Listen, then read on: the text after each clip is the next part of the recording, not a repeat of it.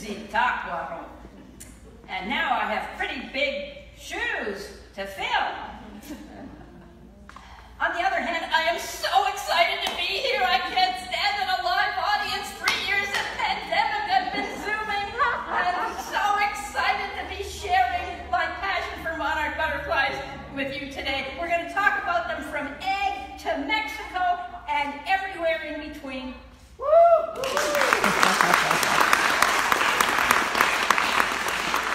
I remember 40 years ago, went on a date with a guy in my law school class who I've been previously and still think is a nerd.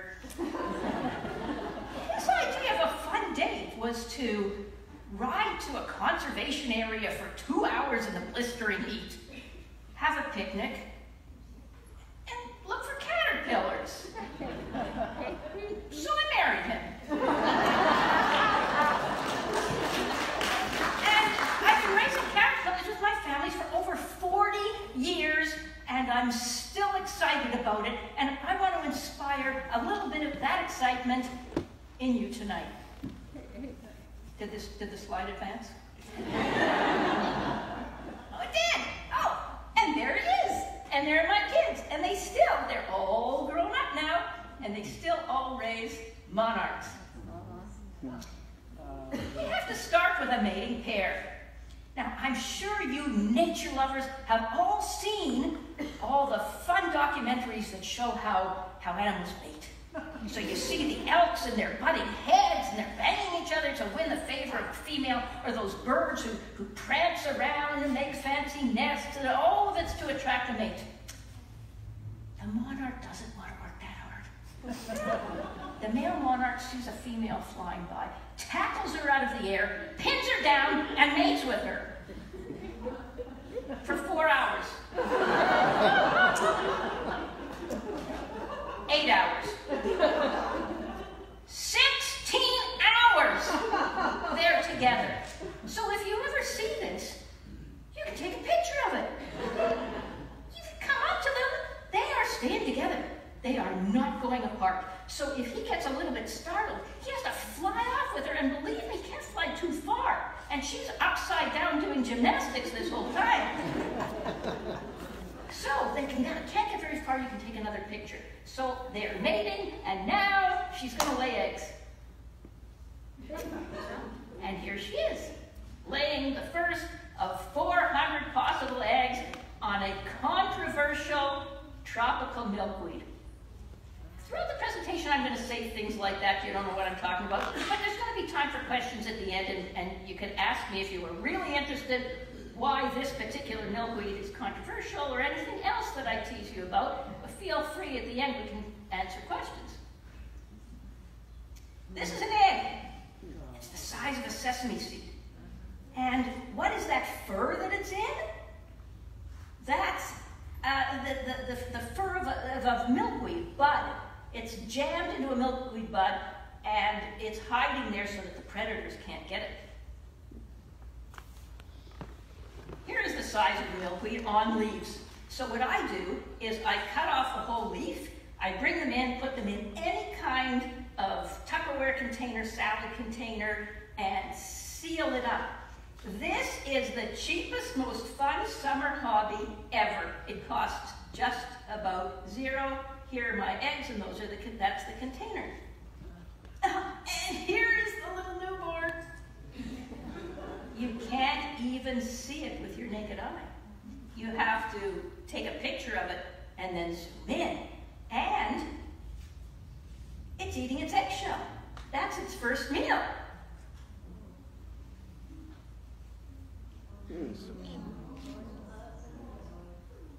I did not take this with my $5,000 camera. I don't have a $5,000 camera. I have a little point and shoot, and it has a little macro setting. Look at how cute it is. Right behind that black head, it's got 2 little buds. Those are going to be filaments later. It doesn't have any stripes yet. It's in its first instar. When it emerges, it's in its first instar. Every time it molts, it's in the next instar. So after this one molts, it will be in its second instar, and a monarch butterfly will have 5 instars. This is my dining room. We don't eat there. We just have rearing containers from one end to the other. And you'll see at the bottom of these rearing containers, there's poo. It's caterpillar poo. And this is a great way to teach your children. It doesn't smell. It's not wet. If they can take care of a caterpillar for just 2 weeks, they're going to be rewarded with a butterfly. And all you have to do is put the milkweed in and clean out the frass. I have a few containers because I like to separate them by age. The big ones have a tendency to eat the little ones, so you kind of want to separate them. This caterpillar is molting. It's lost its face cap. This is it falling off. So it hasn't grown a new face cap yet. Pay attention to this because it's going to be important in the next slide. And you can see its filaments are still stuck because it hasn't completed molding yet. That skin is coming out the back, and the old filaments are coming with it. And now it's finished molding. And the first thing it does is turns around and eats the old mold. That's why you have to be watching the rearing container all the time. You have to take it to school, take it to work, or you're never going to see the molding and the mold because it turns around and eats it. And look, it just turned around to eat it. It's already got a new face. How would you like to grow a new face that fast? That would be something.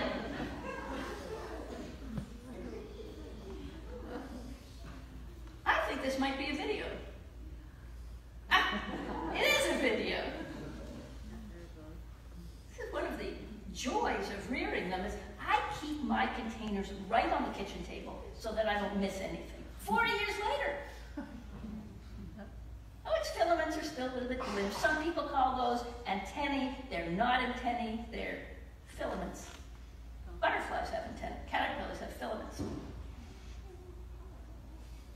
This is a video, and it's not sped up. This is real time. When they get to be big in their 4th and 5th instars, they are eating machines. You have to feed them before you go to bed, or they're going to be starving in the morning. Isn't that fun? Like corn on the cob. So, 5 instars. It's going to start off this big in the middle vein. And in less than 2 weeks, it's going to grow 2,000 times its birth weight.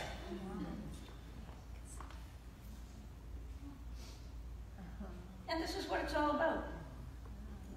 Wonder. The wonder of a child to watch that happening. Even when you watch it, you can't believe it's happening. And I like to let them touch, like we did in the lobby. Touch it, experience it, feel it. And do you know that when you nurture a butterfly, you get attached to it? You really do. And that's what makes you care. That's what makes you care. We all should be planting habitat, but we need to want to plant habitat. And the way we're going to want to plant habitat is because we're so in love with the insects that it kills us when we see the bulldozer take down the field where we used to find our caterpillars. We need to connect with an individual insect. And if you don't think, put your hand up in this room if you've ever connected with an individual caterpillar. Okay, look around. Look around. If you don't think it's possible, talk to these people who have felt it. When I lost my first one, I was devastated. And it's an insect. We step on insects. But if you've nurtured something for 2 weeks, you care about it. And when I let those 2 monarchs go, I'm going to wish them well. They're going to have a tough time getting to Mexico. So in the outdoors, the caterpillars have a lot of predators. And that's why only 1 in 100 eggs makes it to the adult. And they're an important part of the food chain.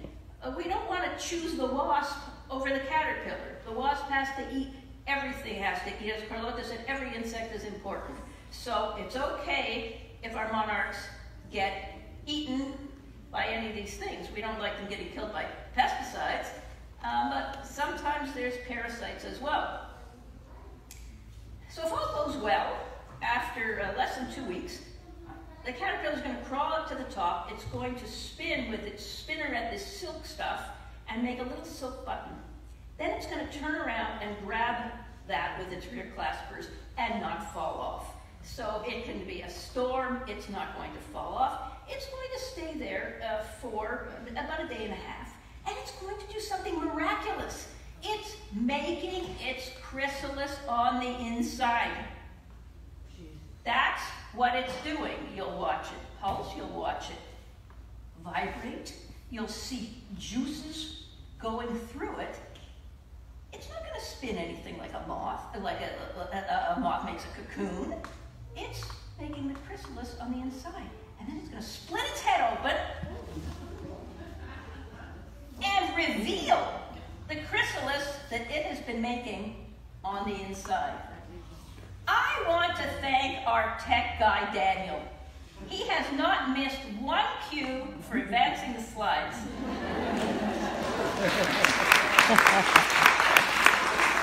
And there, the skin is gone, it's casted off. We have a new chrysalis that's forming.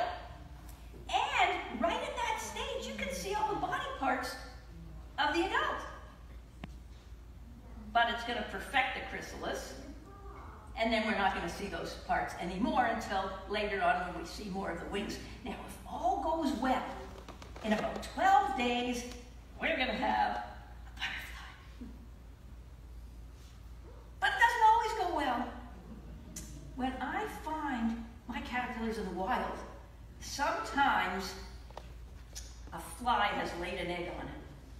It's a normal-looking housefly. It comes and it lays an egg on the caterpillar.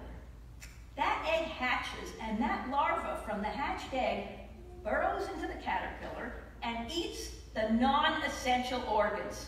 It doesn't want the caterpillar to die because it wants to keep feeding it until it can make its own pupa. So, let's say you found this in your rearing container. Would you be absolutely horrified and flush it down the toilet as fast as you could? Or would you dissect it?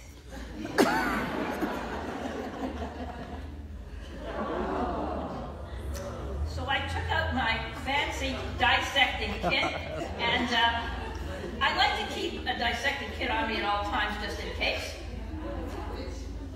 And there were 10 fly maggots. I don't know how they could fit in this one chrysalis. And they weren't happy that I had opened this chrysalis, so they started sliming their way all over, leaving these slime trails. And this is how we separate the social workers from the scientists. The social workers, the young kids run out. That's how you know what they're going to do when they grow up. And if they're really interested, they're going into science. But let's assume that everything's well. It's the night before it's going to emerge. It turns black, and starts to hatch. The whole thing's going to take less than 2 minutes from the first crack. It's coming. Ta-da! It's a boy. It has a little smudge there. That makes it a boy. When you open it up, you can see it more easily. And the proboscis is coming out right when it emerges. That's its feeding tube, and it's in 2 pieces, and it has to bring it out and in order for it to fuse. There's the boy. We can see better. There's the 2 spots, one there and one there. And there's a window of opportunity for you photographers. I put this monarch there because when it's about an hour and a half old, it's old enough to handle, but not strong enough to fly. So I put my finger out, it crawls onto it, I can put it on my nose, I can put it on a flower, I can take 5,000 pictures of it, and then when it's ready, it flies off. That's a female, it doesn't have those spots. The squirrels planted that in my backyard. I used my other hand, and he got that signal too. This is something, what a guy. And there we have the wonder again. The awe in nature, and this spreads to everything else in nature. This is a tag monarch. Who saw my tag monarch today? I brought a tag monarch. You can see it after if you want. And an organization called Monarch Watch puts a little tag, supplies us with tags, and during the migration a lot of people tag monarchs, and that way if somebody finds that, they can write into monarchwatch.org, say where they found it, and that way we learn the path of the monarchs so that we can act if necessary. That information is done by citizen scientists like me and Don Davis, and the information is sent to the scientists who interpret it. Oh, and I'm feeding this monarch, which I don't usually do unless it's so stormy I can't let it go, but it's kind of fun to sit at my kitchen table and watch it eat. And we can see its proboscis with the honey water, and we can see these little sharp things on the feet. Remember, a lot of you felt the feet of the monarch when we were out there? It's got these little tarses, and that's what keeps it so stuck in a storm that the wind can blow and it doesn't fall. We keep records every time we tag. And in the fall, which is now, this city, oh my goodness, it has a lot of goldenrod. Any monarch that lands here is going to have a feast of goldenrod. These two are migrating, and they have their proboscis out, so they're feeding, so this is not staged like the other shot. They also feed on New England aster. Here they are flying over Lake Ontario. Okay. They're going to fly 4,000 kilometers. They're flying into a heavy wind. They weigh less than a paperclip. They're going to face droughts, pesticides, storms, and when I see them out over Lake Ontario, and they get run over by cars. A lot! When you're driving, especially on the highway, do you see them flying low? You know, what's that all about? Why don't they fly a little bit higher? I think they use the heat a little bit, or the direction, but they do get hit by cars a lot, especially in Texas. Oh. Well, I haven't looked at this for a while. These are all the issues that it faces on the way down. Thank you for that. How do we know all this? It's because the Canadian scientist, Fred Urquhart, he was a little boy in Scarborough. He looked up and he asked the question, where do the monarchs go in the winter? He was just a little boy, and he asked everybody, and nobody knew. So that's what a scientist does, asks a question, and then tries to find out the answer. So he went to school to become an entomologist, and he spent 40 years trying to figure out where they went in the winter. And he did this all with his wife that he met in school, just like I met my spouse in school, and Nora, his wife, helped too. And they recruited a couple in Mexico, and this is the female part of the couple, Catalina, and she's still alive. And so they first discovered the monarchs. They called up Fred Urquhart, and he came down and saw them. And if you ever have a chance to see Flight of the Butterflies, you'll want to see it to get the whole story. This is a town in Mexico near Zitácuaro. I've been there twice. I'm very excited to be going again this summer. And I want to inspire you a little bit about what you might see if you decide to go see the monarchs in Mexico.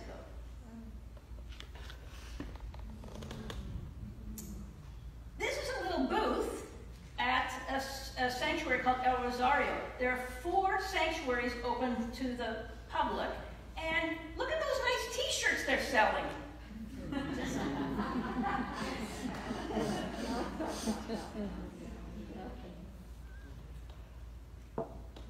It's decorated at the entrance.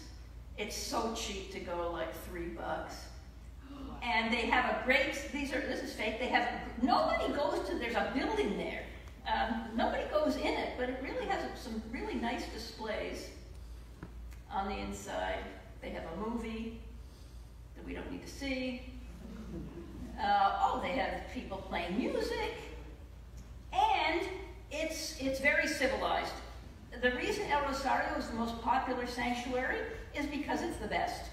And it's kind of paved. It's not too paved. It's not too commercial. You can buy a few souvenirs.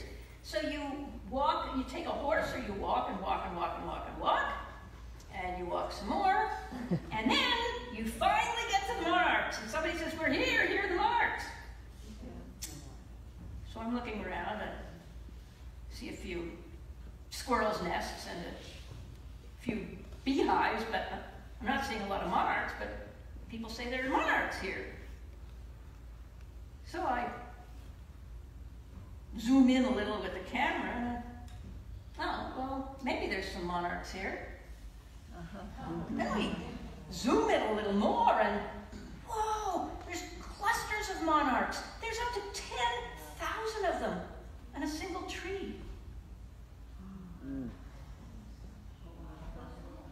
These are all monarchs not falling off because they have those claws, and they're just swaying in the wind, and sometimes they're heavy enough to actually break the branches. Nobody talks up there.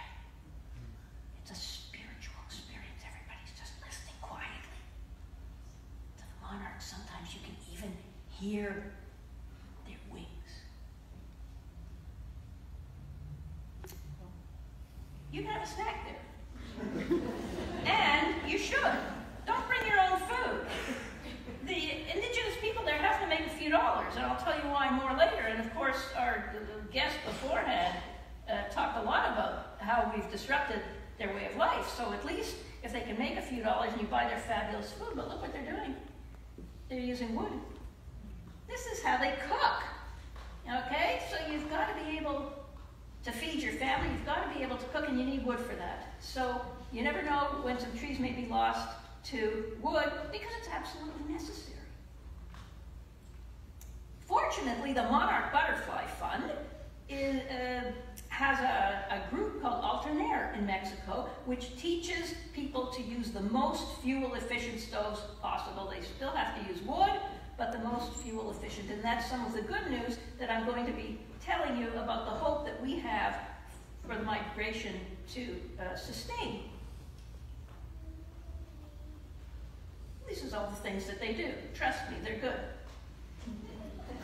This is Alternaire, and they're learning sustainable living in many different ways. And when you go up, you have to have a guide with you. They care for the forest. Nobody's running around amok or disturbing the monarchs. You have to stay a certain distance, and there's somebody with every person to make sure that you follow the rules. But you can still get up close and personal. This is my guide. Oh, and wait, can you go back? Look at that nice shirt. Oh, I'm not wearing that shirt now. I was wearing it earlier today. Okay. I changed to this one. I can't be wearing two shirts at once. This is so you can take a horse or you can walk.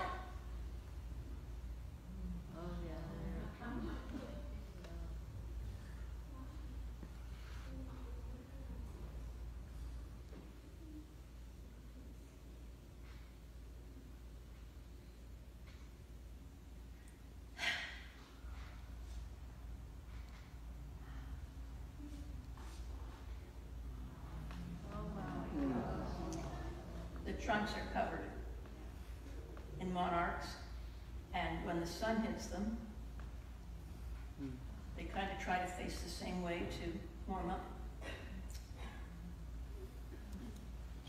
It's tricky. It's some tricky walking, and this is so loose that if you make one false move, which I did, and went kind of a long way, and when I finally stopped, the person who was there went, "Safe!"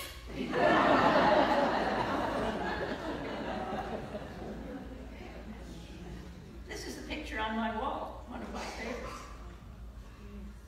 But you can get up close and personal with them in various areas and take all the pictures you want.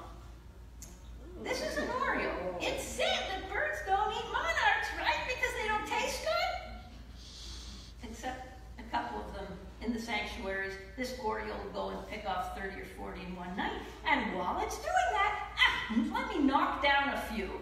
Okay? So it knocks them down, it's cold at night. Now the monarchs are on the ground. If they can't get their metabolism up enough to crawl back on that trunk, they get eaten by mice. Is there anything unusual looking about this particular monarch? There's no abdomen.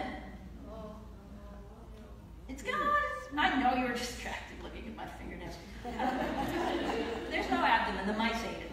So it's a dangerous thing to get knocked off the tree because you've got to get back onto the tree or the ground-dwelling mice are going to get you. Whoa. These are all dead. How did they die? Well, what if they ran into some drought in Texas that, sometimes have drought, and they don't build up their fat reserves enough? They're not going to make it through the winter.